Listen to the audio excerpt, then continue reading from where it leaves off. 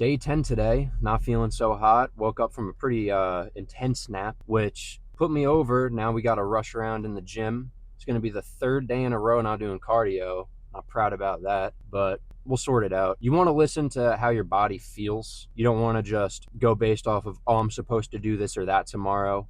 If you wake up and you're not feeling it, it's not the end of the world. You want to stay in tune with how you feel physically. Your body's a really good gauge as to what you should or shouldn't be doing. A lot of people don't really stay in tune with their body, so they don't realize how bad or good they feel on certain days and why that may be. If you're getting into the gym and, Monday's chest day, but come Monday, your chest's still feeling tender, your shoulders are sore, you might want to reevaluate. That's all I'll say about that. I got to rush into the gym, like I said. We'll get it done regardless, though. I'm tired, probably haven't eaten enough, probably haven't drank enough. But even if I go in there and the weights are feeling way heavier than they usually do, I'm still going to move them around as best as I can. That's all this is about. Your worst days in the gym are the days that really test you. It's easy to go in there and be feeling amazing and be throwing things around, be having a good time. But when you're not feeling good, when you're not feeling motivated, when starting to feel a little lazy maybe, that more than anything is when you got to make sure that your discipline triumphs over your laziness, your lack of motivation. Motivation's not always going to be there, but discipline will. So that being said, let's go get this shoulder and tricep pump going. A little bit of pressing, probably mainly just entirely pressing for shoulders. We'll have to see when we get in there, see how I'm feeling. Triceps, a lot of push downs, maybe some dips. We're under a heavy time limit, so we're going to have to see what happens here. I guess with that being said, let's just jump right into these first working sets.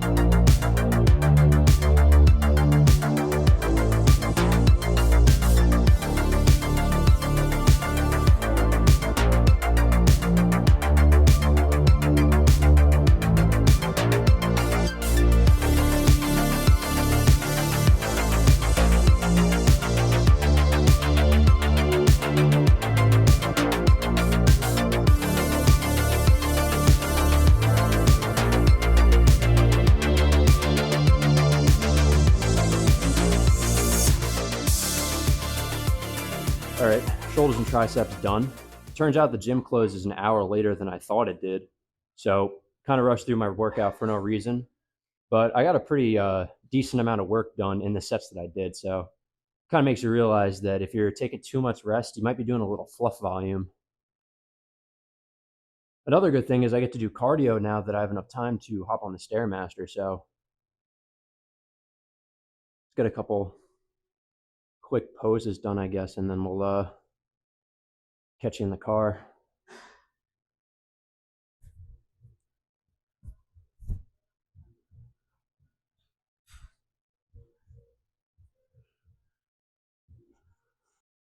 Oh, okay.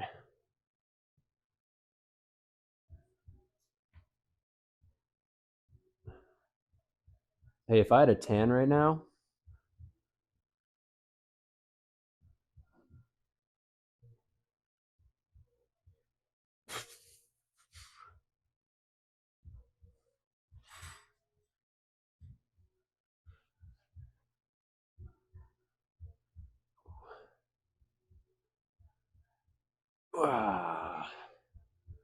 I talked about it a little bit before, but even as you bulk up, if you're somebody who's a higher percentage body fat, when you start to build muscle, your upper body, like, your chest and up, especially if you're genetically predisposed to not carry a lot of fat around your upper body, it's going to get pretty ripped.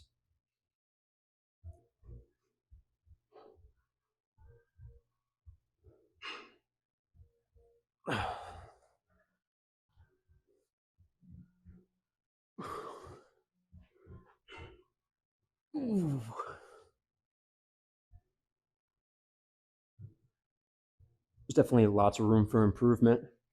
But that's why we're here.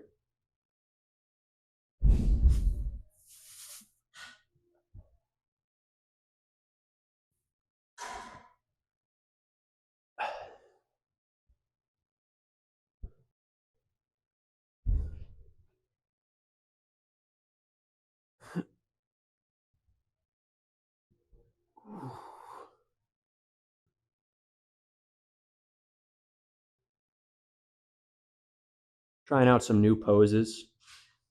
I'm sure you could tell which ones I haven't done before and which ones I've done at least a few times. I'm no bodybuilder, and I never posed the entire time that I've been working out up until recently, but I noticed that when you do, it increases the mind muscle connection. Like, I've never been able to engage and feel my lats the way that I have since I've been trying to actually figure out how to flex them. So, food for thought. If you feel like you're being a,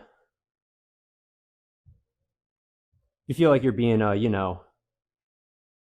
an ass in the gym doing this, just try to find a spot where you're not bothering anybody.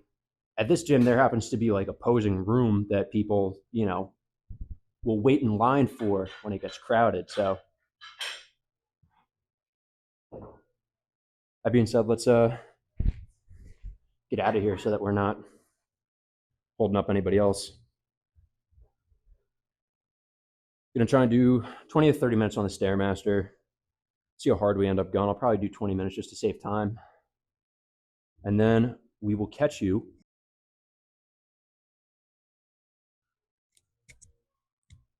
Whoops. We will catch you back in the car for a little chit chat.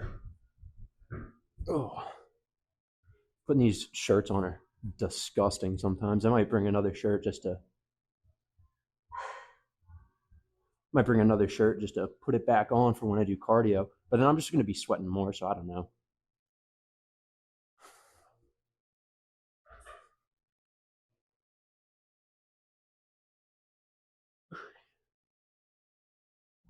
I don't know. All right, that's enough of that. Day 10 in the books. Cardio felt pretty good. When you're on there, when you're starting up, you never really want to actually get into it. You learn to love to hate it. You can hate to love it. I don't know. Do your cardio. It's good for you. So I had mentioned that today was a 1 scoop day. Not every day is going to be a 2 scoop day. If you don't get what I'm saying, when you take pre-workout, usually you would take 2 scoops to get like the full effective dosage. Like, I take gorilla mode and the full dosage would be with 2 scoops, but that's like 300 milligrams of caffeine, 8 grams of citrulline, yada yada. It's like some heavy duty stuff. You don't need that every single day, every single lift, especially if you're somebody who's a natural lifter. If you're not at the upper categories of what's possible for strength and size, you're going to need a lot more recovery time. You're not going to be able to just take 2 scoops and like bang out maxes in the gym every single day if you're not on the juice. That being said, I'm still natural. I'm kind of buttering up the biggest guys in the gym when I see them and they're like chit chat, and I'll like talk it up with them or whatever, get them to laugh. Because one day, eventually I'm going to need that secret formula. If we're going to continue to push things to the limits, I'm going to have to eventually enhance myself. The thing about that is I want to make sure that I'm absolutely reaching my natural potential. A lot of people are too eager to hop on this stuff. I've been lifting for almost 10 years now, and I've plateaued multiple times, but I feel that there's still a couple of things that I could get sorted out in order to put on a little more lean muscle mass and strength before I decide to go all in on something that is going to change my life forever. A lot of younger guys, they don't weigh the pros and the cons. They don't consider the long-term consequences of getting yourself involved with becoming an enhanced lifter. Just due to the general climate, there is a lack of transparency, and there's often a lack of knowledge at the general level of fitness goers. Most people, and you could talk to anybody who's done this stuff, most people who get involved with using any type of testosterone or just gear, like serious steroids, anabolics, that type of stuff, they usually, the first couple of times they do it, it is without a solid base of knowledge, and they end up screwing themselves in one way or another and having to pay for it.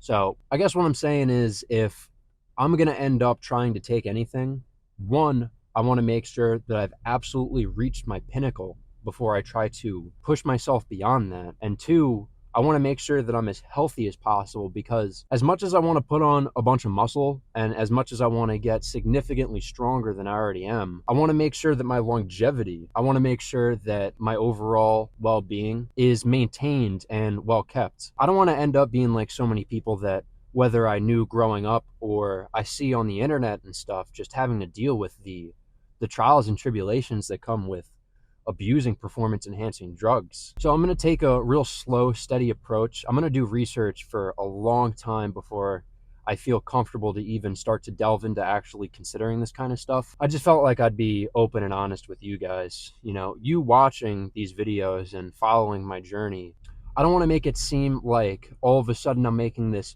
crazy transformation and there's this wonder about whether or not I'm doing something. I'm always going to be completely open and transparent with you guys, no matter what. I think that, and I've talked about this a couple of times before, so I'm not going to get too into it, but the biggest names right now on, you know, TikTok for fitness, or just in general, in the fitness world, you take, I'm going to call him out, somebody like Shizzy, right? That guy is 1000% not natural. And it's not to say that he's not going hard, he's not putting in the work, he's not doing his thing. He's, you know, his physique, his work ethic in the gym, it's highly respectable.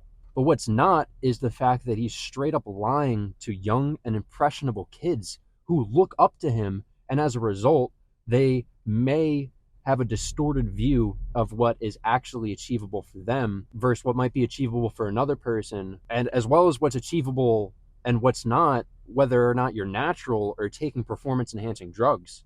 A lot of these kids, they believe somebody like Shizzy, right? And then they get into the gym themselves, and once they don't see the significant transformations that are possible for somebody that's on the stuff, they get extremely discouraged, and as a result, they immediately try to take something. I've read horror stories of kids that started in the gym at 15, and before they even turned 16, they're taking shit. That's absurd. And if you're somebody who's considering hopping on this stuff and you haven't built a solid foundation over a decade in order to let yourself see where you can end up being naturally before you try to end up taking anything in your body to enhance that, then you're kind of screwing yourself. I know I said in a previous video that you should do it for a year, but in my mind, I was considering somebody who isn't going to listen to me and is going to take the shit anyways. If you're listening, seriously, it's not going to be fun. This might not be the answer you want to hear, but you should not take that stuff for a solid decade. You want to be at least 25, 26 with a significant amount of time of building up your natural musculature and strength, and also just basic exercise regimen and foundation. If you're somebody who's walking into Planet Fitness and you don't even know what exercises to do, and you start taking steroids, that you're not going to see the changes that you would if you were on a legitimate program and knew what you were doing. Anyways, that's enough of that. I think shoulders and triceps was pretty good, all things considered. I'm going to have to see how I feel tomorrow. We're going based off of feel. A lot of people, I think, if they have legs the next day and they wake up and they're not feeling it, they might still go do legs anyways, which is something that I do too, and I've talked about it before. It's good to get yourself in even when you're not motivated, even when you're not feeling like it, but you should also listen to your body and give yourself a rest if need be. Like I had just mentioned with the juice and what's naturally attainable versus what's not, if you're a natural lifter like I am and you're pushing yourself to continue to go 4-day splits, 8 days, 16 days, no rest, going in active weightlifting days every single day, cardio, almost every day, you're going to screw up your central nervous system. If you don't give yourself what they call a deload week, where you, for one rotation, say like the 4 days of chest, back, bi, shoulders, tris, legs, that entire week, every exercise you do, you drop the weight by like half, and you really focus on giving your central nervous system a break while trying to maintain your muscle size and strength. That kind of stuff could be really beneficial. And if you're looking at somebody like Sam Sulek, if you're looking at somebody like a Shizzy or any of the people who step up on the Mr. Olympia stage, you got to consider the fact that what they're taking, what they're doing is different from what you're taking and what you're doing. So as a result, what you're going to be capable of and what's going to be comfortable and what's going to be beneficial for your body and for your overall fitness goals are going to be different. So I guess if there's one thing to take from this, it would be to focus on yourself and your reflection in the mirror. Don't focus on comparing yourself to other people. Of course, I compare myself to other people, and you're going to do that too. And we always look to be the best that we can be. And through others' examples, we can better understand what that is. But you should always and only try to be the best version of yourself. So we'll catch you here tomorrow. It's going to be either a solid leg day with some abs because I've been slacking on those, or just a general like active rest, cardio, and ab day. We'll have to see when the title goes up for the video. But until then, stay cool.